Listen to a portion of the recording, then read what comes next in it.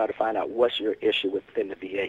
And a lot of these appointments are being put on hold and still sitting in the system and not being given to the veterans. So that's why a lot of veterans is not able to use a choice card, because the delays are still there. The VA system is not getting better. Whoever provided that information and said it was getting better, they need to do a better job at reassessing the things that's taking place within the VA system, like I have. Right, and you have a lot of documentation. This is a good segue into talking about, I'm not sure the exact date, but Senator John McCain was taking questions downtown. Was it at the VA? Where you? It was actually at the VA, the park behind the VA. It was there. You want to set this up, and then I'll play the audio. Yeah. Yes, you can set that up. It was roughly like around, if I'm not mistaken, last year sometime. We was up there. I think it was Chando, Three Nose. They was interviewing John McCain, getting any information from him, having veterans speak. And, of course, I've asked him a question I had my concerns with, veterans having proper health care. And I've had this for many years, and I came to John McCain and said, well, while these issues are taking place within the VA health care, wouldn't it be proper, for for veterans to go out for non-VA care while you're having these issues within the VA system? And, of course, he informed me at that point in time, no, that would be foolish to even think that.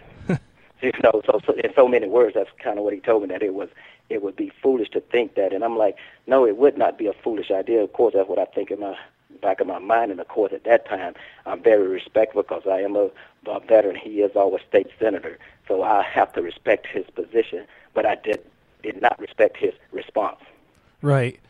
And because he was incorrect. He was incorrect at that time.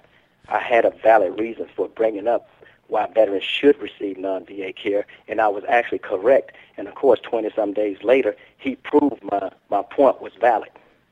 Yes, and he's on the cover of the Arizona Republic because of that. What is the headline? McCain, feds should let vets go to non-VA doctors, and that was 20-something days after he told you your idea was foolish. I'm just going to play that, and to the listeners, your voice, Ricky, is a little, you can't make out what you're saying, but you can tell you're asking a question. You can hear McCain pretty good. Here it goes. Okay, and I can reiterate him once I hear that.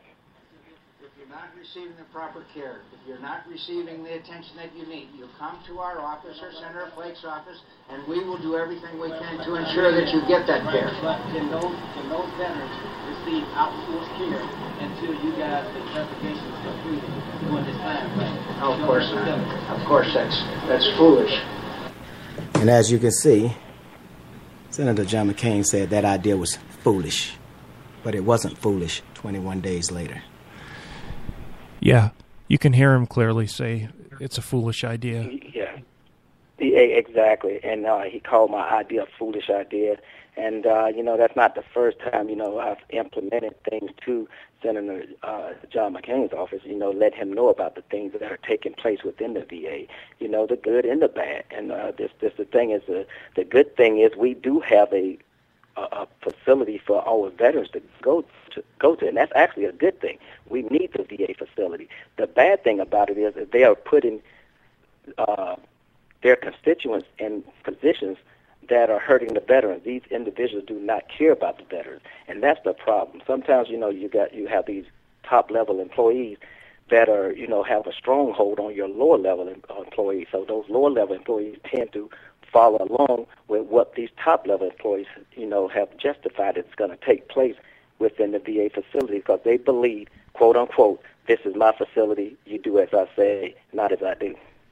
Right. And so those are the things that we need to change. We need to change the VA people, not the facility. Once we change the VA people to care about the veterans, then we probably will have a productive system.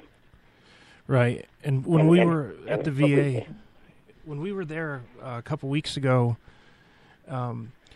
we talked to a patient advocate, and it was so clear that the communication breakdown is a major problem with getting vets into appointments, getting them scheduled, getting them the care they need. The doctors did not want the department that has the patient advocates. They didn't want them in their meetings. And when the patient advocate, whatever the department that is, I wish I knew the name, when they invited the doctors to their meetings, the doctors wouldn't show up.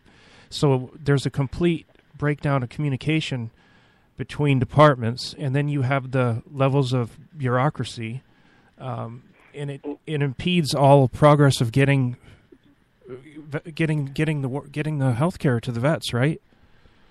Right, exactly. And here's the thing: since I've created my EvincibleVet page, with a few other veterans, of course, I do talk to some of the employees on the inside of the VA facility, and a few of them have told me that I have to be careful because they're watching my page. And I said, who's watching my page? He said, well, the top employees that are at the facility who monitor your pages are people who voice their opinion against the VA 24/7. So I said, okay, if they're doing that, my thing is they're paying a lot of attention to my page when they should be paying attention to the documentation that I'm giving them to make sure that doctors and employees communicate with each other and with the veterans to make sure these veterans are getting the right care that they need. And what they're doing is there's not a proper communication. So these employees, including the patient advocacy office, including any department you go into, these people are afraid of making any changes or adjustments to the system because they feel like it's going to go against what the top-level employees who are running the VA system has put in place. And those are the things that we need to change. And, of course, if we listen to Bob McDonald, he's the one that really came up with this idea is to take the pyramid and flip it upside down. And all of these things that Bob McDonald has put forth, these individuals at the high level are not implementing what he has put forth. Just as of, last night, I've written a letter to Bob McDonald, which I'll mail out tomorrow, to give him my sentiments about what is taking place in the VA system, what needs to change and what has to change immediately, including firing or requesting resignation of certain individuals within the Phoenix VA Medical Center. And that must happen immediately. If that doesn't happen immediately, of course, we're going to continue to go downhill like we've been doing since 2005. Right. And you did file for a congressional investigation in August? Yes, I filed for investigation. I sent that to Senator John McCain's office. That went to Washington, D.C. for a congressional investigation. Also filed with the IG team. And here's the problem why so many whistleblowers are having issues coming forth or even maintaining their process to bring things against the VA. That information that I sent to the IG team and the information that I sent to Washington for the congressional investigation, that came right back to the VA for the VA to answer.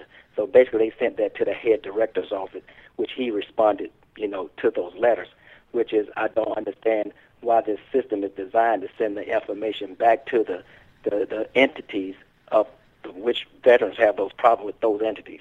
You should not have sent that information back to the head director's office for a response. It should have been an investigation.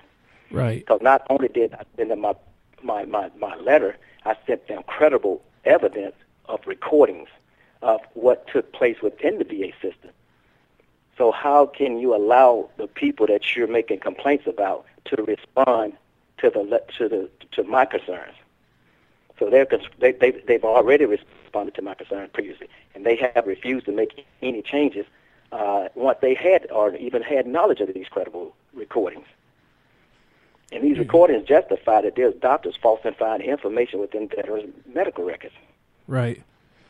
And you also go ahead. And I foresee that if they have this information and they know this is taking place, it to me is just as wrong for the head director's office to approve of this and the privacy officer to accept these things once they have this information. And they refuse to remove things out of certain medical records when they hear these things and have this information. They just will not change it. They just have to change their process. Right. And that kind of brings it back to your issues in the last couple of years with the medical records. They've changed the medical records. They've put false information in some of your medical records, and you actually have evidence of this.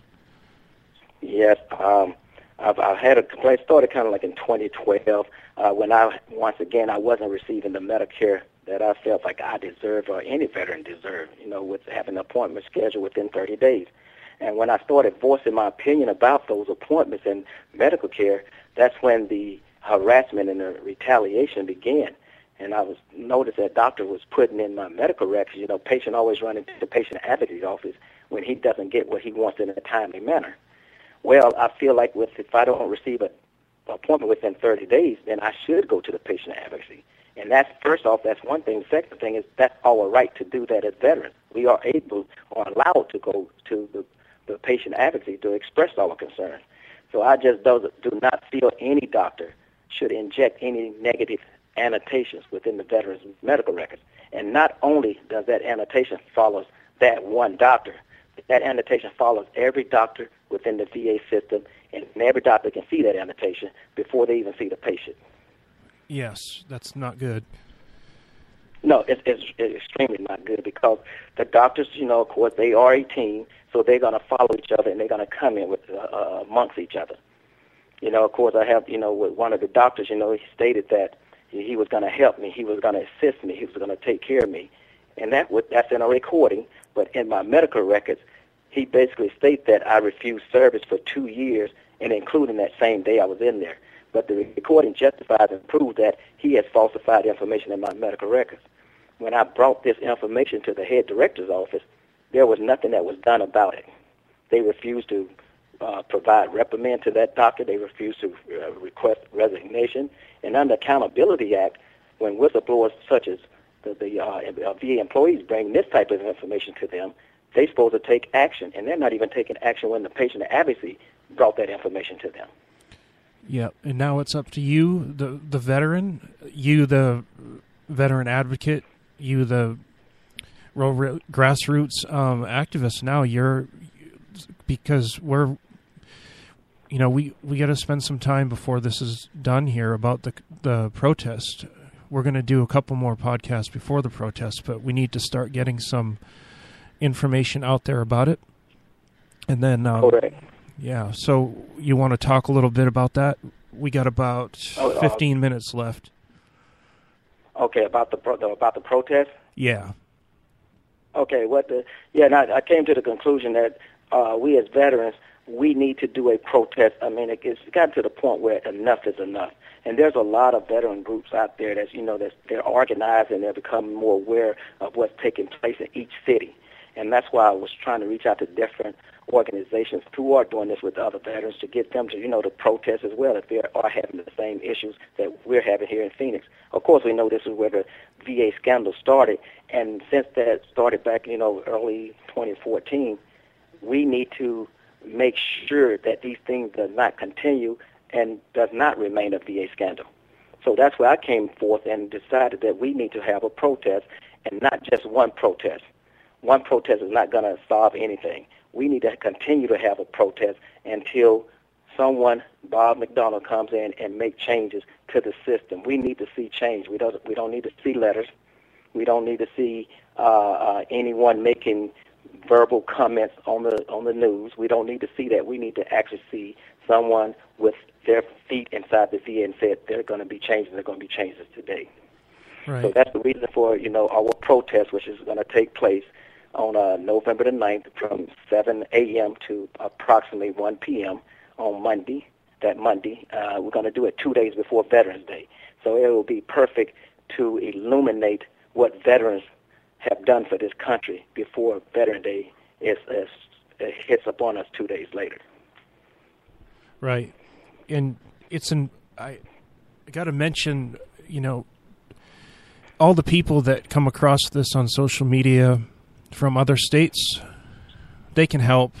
They can share this, even though it's in Phoenix. It's a problem that affects every state. Phoenix happens to be one of the worst, and thankfully we have people like you doing this work. So people on social media can help by sharing that the event on Facebook and sharing on other social networks the graphics that you have made. And, right. Reach some people from Phoenix that maybe we don't reach because we